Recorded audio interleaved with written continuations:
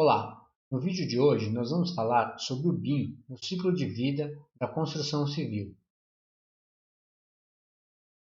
Antes de mais nada, vamos descrever o que é o ciclo de vida de um empreendimento de arquitetura, engenharia e construção. Esse ciclo inicia lá na concepção do empreendimento, na intenção de se fazer o projeto. Nesse momento já é possível começar a pensar em BIM.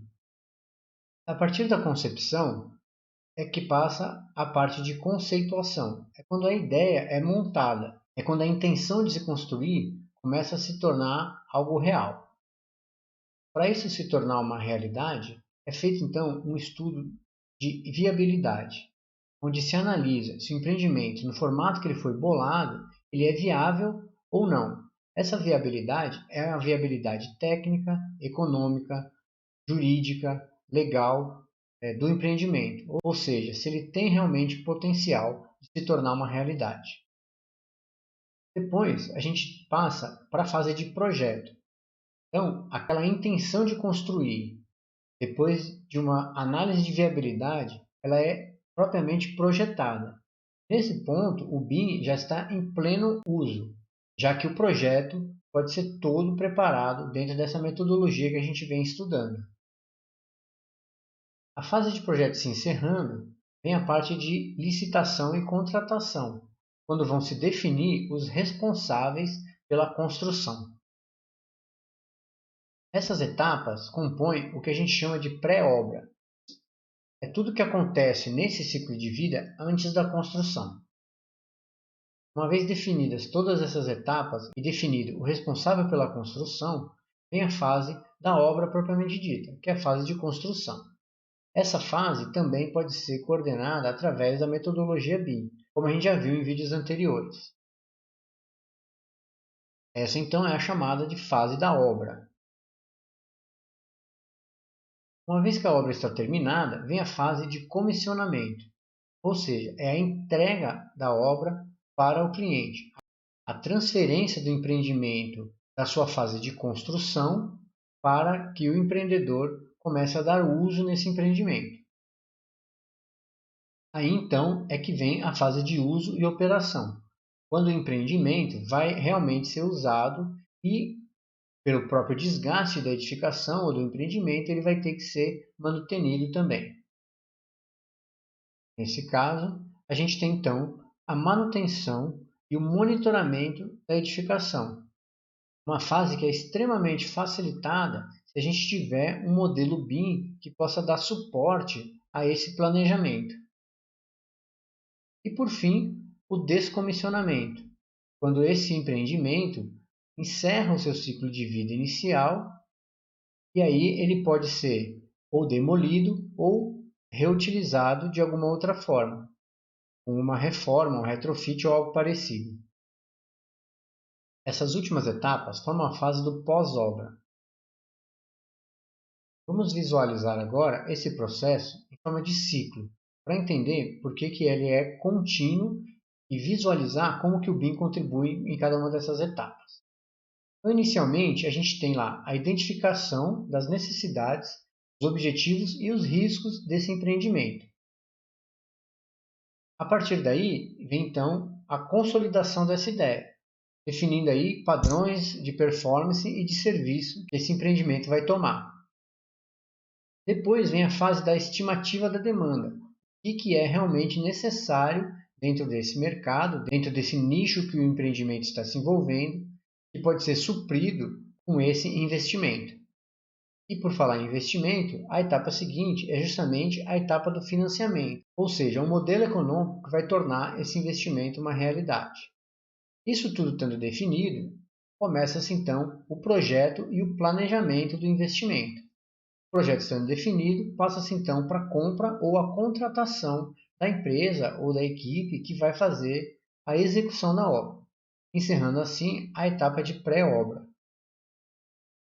Aí vem a construção propriamente dita, que é a etapa de obra, pode envolver tanto a contratação até a entrega do empreendimento para o usuário.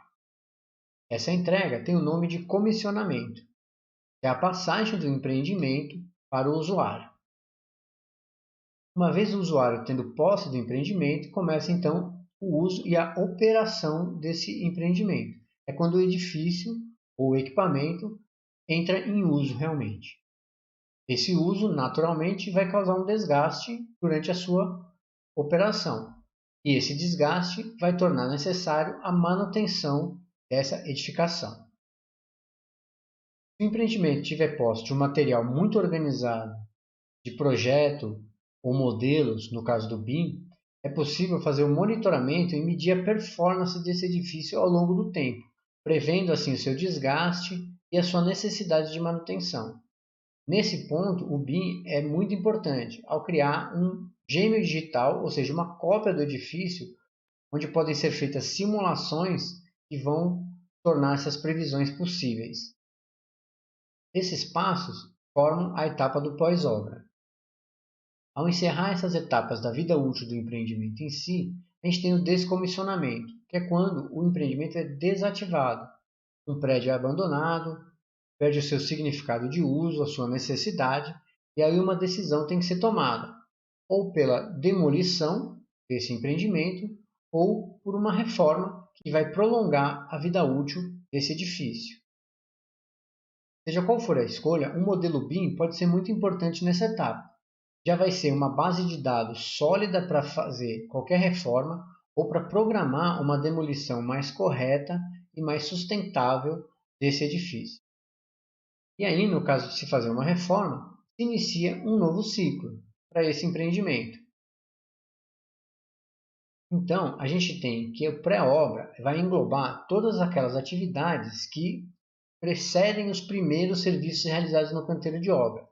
A concepção e a conceituação do projeto, os estudos de viabilidade, a validação dos investimentos, as análises de risco, os projetos, os orçamentos, o processo de licitação e contratação, tudo isso é o pré-obra.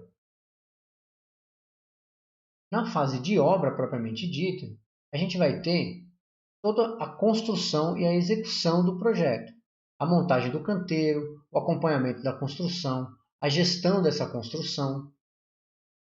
Muitas vezes também a compra e a contratação é colocada na fase de obra, já que essa parte é toda passada por uma equipe diferente, por uma empresa diferente que já vai começar a se responsabilizar por essa obra. Em outros casos é feito como a gente tem estudado aqui.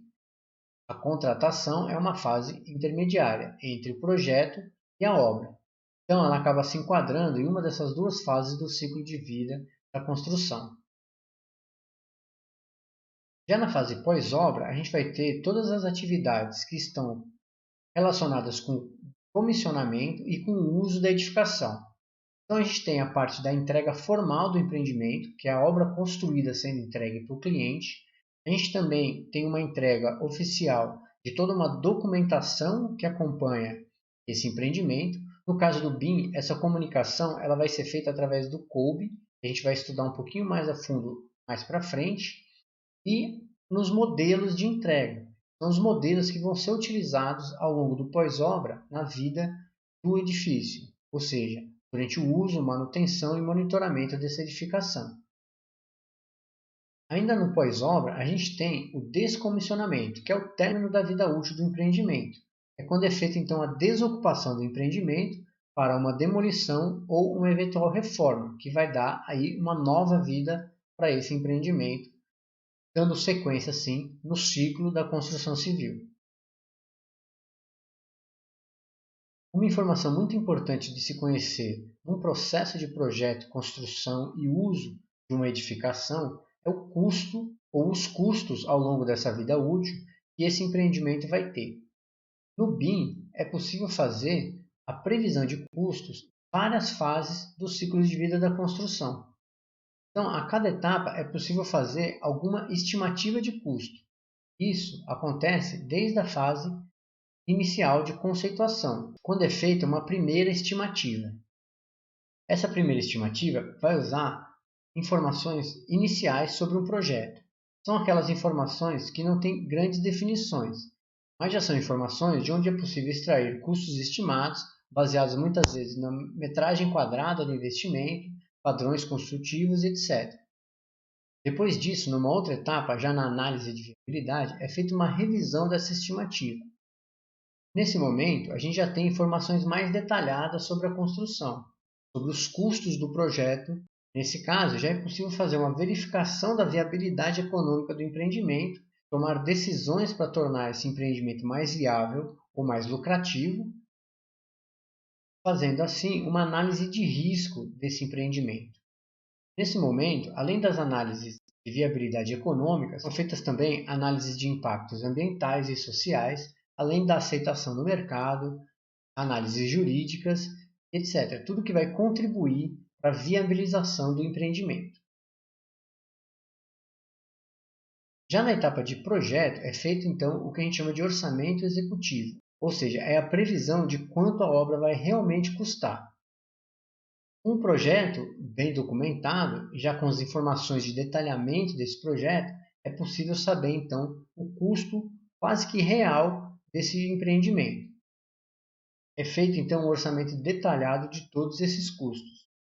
Além desse orçamento, é possível também fazer uma estimativa dos custos de manutenção desse empreendimento. Como a gente já tem todos os detalhes do projeto e simulados e um modelo real, é possível já prever quanto vai custar a manutenção ao longo da vida de uso realmente do empreendimento. Depois, na fase de construção, é feito então um detalhamento do custo real, é o que realmente foi gasto na construção. Então, o custo real e final de quanto custou, quanto foi pago por essa construção, é feito durante a própria execução. Nesse momento, então, é possível contabilizar todos os custos da obra. Outra coisa muito interessante desse custo real é que com ele é possível fazer uma revisão de todos os processos de estimativa de preço que foram feitos anteriormente, para poder pesar o quão real, o quão próximo do real aquelas estimativas anteriores conseguiram chegar. Esse estudo de custo real corresponde ao as-built do empreendimento, ou seja, ele é baseado no que realmente foi construído e no que realmente foi gasto. Para a fase de manutenção e monitoramento da construção, é preciso então fazer um orçamento de manutenção, uma previsão do quanto se vai gastar num período, mês a mês ou ano a ano, para se manter a edificação funcionando. Então, os custos reais para essa manutenção já foi estimado em etapas anteriores, é feito agora com o projeto pronto e com os custos reais já definidos. Nesse momento é feita também uma revisão daquela previsão anterior que foi feita dos custos de manutenção. Esse orçamento de manutenção também é atualizado ao longo do tempo, já que a vida útil de uso de um empreendimento pode se alongar durante vários anos. A gente vê também que ao longo de todo esse ciclo de vida da construção, a gente vai ter diversos modelos BIM, como a gente já viu em vídeos anteriores.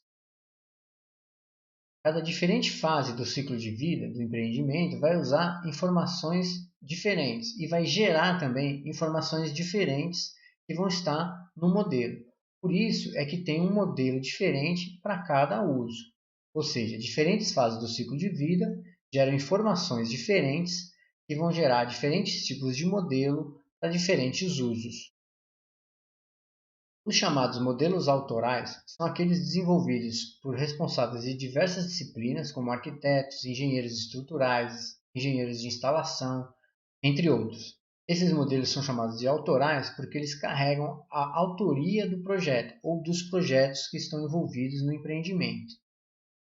Esses modelos são os que vão realmente definir o objeto que será construído. Também são esses modelos que vão gerar o material para serem feitas análises, simulações de desempenho, a coordenação entre as disciplinas, as análises de interferências de uma disciplina para outra, até chegar num modelo consistente para que esse projeto possa ser executado, ou seja, para que se possa ter uma documentação coerente para ser enviada para a obra. Esses modelos BIM podem começar a aparecer lá no início, nas fases de desenvolvimento de projeto, conceituação do empreendimento, verificação da viabilidade, como a gente viu no exercício anterior, para ajudar as tomadas de decisão, como alternativas construtivas e também especificações de como será o empreendimento. Esses modelos iniciais não são detalhados, são modelos volumétricos, estudos de massa, mas que servirão de base para o desenvolvimento dos demais modelos, prevendo assim um trabalho colaborativo, que a partir de um estudo de massa, de um modelo de viabilidade, várias disciplinas já podem começar a prever os seus projetos. Depois a gente tem então a chegada dos modelos autorais propriamente ditos. Esses sim são desenvolvidos especificamente por cada uma das disciplinas envolvidas no projeto. Pensando num processo de desenvolvimento em BIM, todas essas disciplinas vão trabalhar tendo como base um único modelo de viabilidade ou um modelo de estudo preliminar, que vai ser desenvolvido então em cada disciplina para um modelo autoral específico.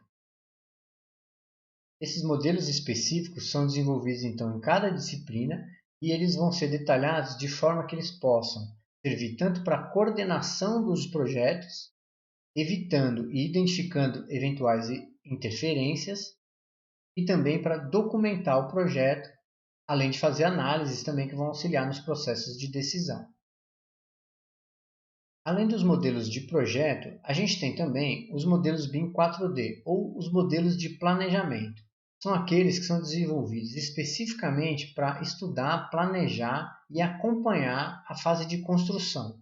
Eles vão servir então para estudar a divisão das etapas de construção, para auxiliar no dimensionamento das equipes de construção ao longo do período de construção e também para realizar o tal do planejamento 4D da obra, que é quando a gente envolve a evolução da construção num espaço de tempo. Nesses modelos BIM são incluídas simulações de recursos e equipamentos, recursos de construção, recursos de pessoas envolvidas na obra e tudo que é necessário para viabilizar essa construção de maneira organizada e eficiente. Esses modelos vão envolver também outros equipamentos e elementos que não estão diretamente ligados à edificação em si, mas são importantes para a execução. São os casos dos elevadores de obra, bandejas de proteção, gruas, o canteiro de obra propriamente dito. Além disso, esses modelos podem servir também para orientar o período e o processo de fabricação fora da obra, para que esses elementos que são fabricados fora de obra consigam chegar no momento certo, de forma correta, para serem inseridos na construção. Na fase de pós-obra, é possível também preparar modelos específicos que vão ajudar na organização de um banco de dados de informações dessa construção, auxiliando assim a manutenção e a operação do edifício. Nesse ponto, é importante que o modelo seja desenvolvido especificamente para isso e que as informações sejam de preferência colocadas nesse modelo adotando o formato COBE, que é um formato internacional de informações de modelos para uso e manutenção de edificações. É ideal, então, que isso seja desenvolvido ao longo do processo de modelagem BIM, para que todas as informações de todos os agentes desse processo sejam inseridas no formato correto para serem depois extraídas de forma útil para facilitar a documentação final do edifício e também o banco de dados que vai alimentar o processo de manutenção e operação. Esse, então, é o ciclo de vida da construção que a gente vem falando já há algum tempo e a gente viu aí como que o BIM se envolve dentro desse ciclo, através dos seus diversos modelos e da evolução dos seus modelos, determinados pelos diferentes usos que esses modelos vão ter ao longo do processo. Até a próxima!